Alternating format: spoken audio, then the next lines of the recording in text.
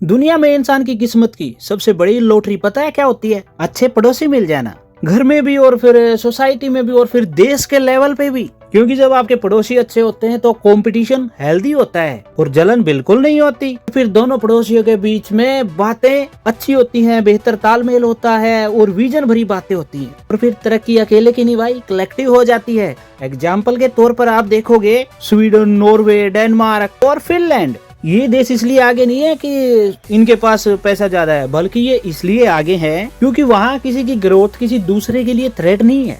एक कंट्री अगर आगे बढ़ती है तो दूसरी उसकी टांग खींचने की कोशिश नहीं करती, बल्कि उससे सीखने की कोशिश करती है। अपनी और एक दूसरे की पॉलिसीज वगैरह भी शेयर की जाती हैं और फिर आइडियाज आपके ट्रेवल करते हैं। बॉर्डर्स वहाँ दीवार नहीं होती है बल्कि ब्रिजेज है। आप यार इंडिया और भूटान को ही देख लो, साइज में भी फर्क है और पावर में भी फर्क है, लेकिन भाई ट्रस्ट में कोई भी गैप नहीं है। इसमें इंडिया एनर्जी देता है और भूटान स्टेबिलिटी देता है और ये सब भरोसे पे टिका है। और यही होता है गुड नेबर पाने का लक। लेकिन भाई किस्मत हमेशा एक ही तरफ नहीं मुस्कुराती है। पड़ोसी कई बार ऐसे भी मिलते हैं जिन्हें आपकी तरक्की चुभने लगती है, जिन्हें आपकी जो ग्रोथ हो रही है वो उनको फेलियर का रिमाइंडर लगती है। और भारत की ज्योग्राफी में ये जो दूसरा पहलू है ना भाई, ये फुल पैकेज के साथ आया है, जिसमें बार बार नाम आएगा भिखारिस्तान का, पाकिस्तान का, और अभी दूसरा नाम जोड़ दीजिए बांग्लादेश यानी कि कांग्लादेश। और इस बार तो इन दोनों बेरोजगार देशों ने भारत में होने वाले T20 वर्ल्ड कप को निशाना बनाया है। हेलो हाय नमस्कार, क्रिक अपडेट्स देख रहे हैं आप। मेरा नाम है दीप और भाई आज की वीडियो की शुरुआत करते हैं यहीं से, भिखारियों के ऊपर और हमारे पड़ोसी कैसे हैं उनके ऊपर। वर्ल्ड कप में स्पॉटलाइट जैसे इंडिया पर पड़ी, स्टेडियम, क्राउड, ब्रांडिंग, सेलिब्रेशन, सब कुछ भाई वर्ल्ड क्लास दिखने लगा। तभी से ये भिखारिस्तान और ये बांग्लादेशी जलन से छटपटाने लगे। बांग्लादेश तो चलो अभी फ्रेश लफड़ा करके बैठा है तो उसका ये उलझ पुलझ वाली बातें करना उसका बनता है, लेकिन पाकिस्तानियों तुम्हें किस बात में मिर्ची लगी अबे? दोस्तों एक बार आप बात को समझो, ये पाकिस्तानियों के मैच भारत में है ही नहीं, उनके मैच तो यार श्रीलंका में है। न्यूट्रल वेन्यू, न्यूट्रल इनका जो भी है मैच जहाँ पे होना है, जो सिक्योरिटी है वो भी न्यूट्रल है।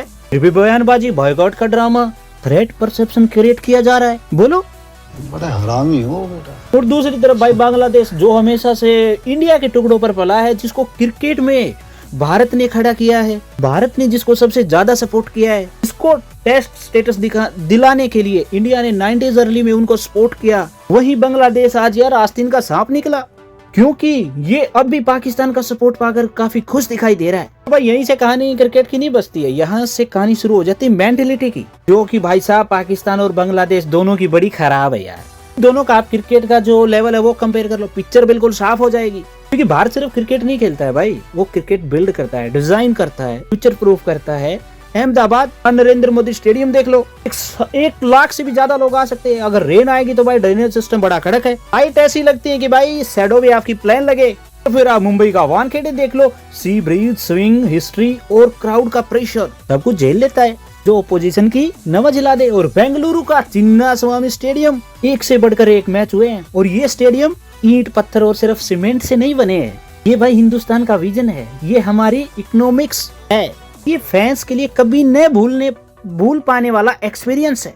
और ये जो एक्सपीरियंस इंडियन फैंस कर रहे हैं ना, ये बांग्लादेशी और ये भिखारिस्तान वाले फैंस कभी नहीं पा सकते। ये बड़ी अच्छी बात कही आप। इंफ्रा की बात हो गई है भाई, अभी प्लेयर डेवलपमेंट देख लो।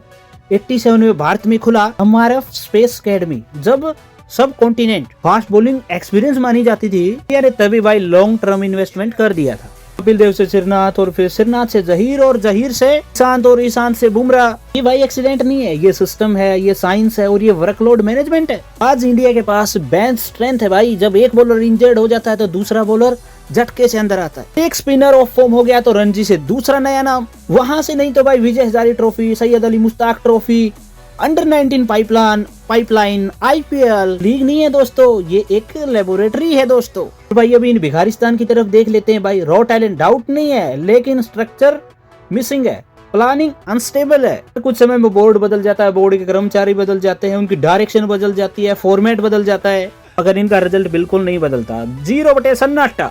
ये सुअर कल भी चोमू थे और आज भी चोमू ही है। और इन बांग्लादेशियों का तो भाई स्टेटस और भी पेनफुल है। इनको टेस्ट स्टेटस तो मिला, लेकिन टेस्ट खेलने का अभी तक इनको पता नहीं है, माइंडसेट इनके पास अभी भी नहीं है। 2 दशक के बाद भी बैटिंग कोलैप्स, रोते हुए कुछ शक्लें, कुछ कंफ्यूजन माइंड। और आज यही भिखारी वो सिक्योरिटी का लेक्चर दे इंडिया को और बॉयकॉट का रेट दे रहे, देखो मार साले का खोपड़ी तोड़ साले। इंडिया यार 10-15 साल आगे का सोचता है, लेकिन बांग्लादेश और ये पाकिस्तानी क्राइसिस से क्राइसिस तक जीते रहते हैं। सच यही है भाई, जो इंडिया के अंदर क्रिकेट खेला जाता है ना, वो इन बांग्लादेश और पाकिस्तानियों के लिए एक सपना ही है। इसीलिए भिखारी दोनों मिलकर शोर मचाते हैं, और खासकर तब जब स्पॉटलाइट इंडिया पे होती है। जब हमारे यहाँ सेलिब्रेशन होता है तो इनको जलन होती है। एक अच्छा पड़ोसी दूसरे पड़ोसी की प्रोग्रेस के बारे में सोचता है, जबकि एक गंदा पड़ोसी बेफालतू का शोर करता है। तो किस टाइम पे अभी बांग्लादेश और पाकिस्तान दोनों मिलकर कर रहे हैं। 2026 T20 वर्ल्ड कप को सिर्फ इंडिया होस्ट नहीं कर रहा है, इंडिया दुनिया को अपना इकोसिस्टम दिखा रहा है। यही बात भारत इसको बांग्लादेश और पाकिस्तान को सबसे ज्यादा चोट पहुंचाती है। आप यार एक बात आज कमेंट करके बता दो, क्या भारत को ये बांग्लादेश और पाकिस्तान के साथ खेलना बिल्कुल टोटली बंद कर देना चाहिए? चाहे वो वर्ल्ड कप हो, आईसीसी टूर्नामेंट हो, एशिया कप हो, यानी कि कोई भी मैच हो, भारत में आने के लिए तो इनको बैन करना ही चाहिए। इनके साथ ओवरऑल क्रिकेट भी बंद कर देना चाहिए, तभी इनको सबक मिलेगा। आपको यही लगता है? क्या आप इस बात के ऊपर एग्री करते हो? क्या है भाई आपके विचार, कमेंट करके जरूर बताना। चैनल को भी सब्सक्राइब करना। क्रिक अपडेट्स पे मिलेंगे daily. Thank you for watching. Goodbye, Jai Hind.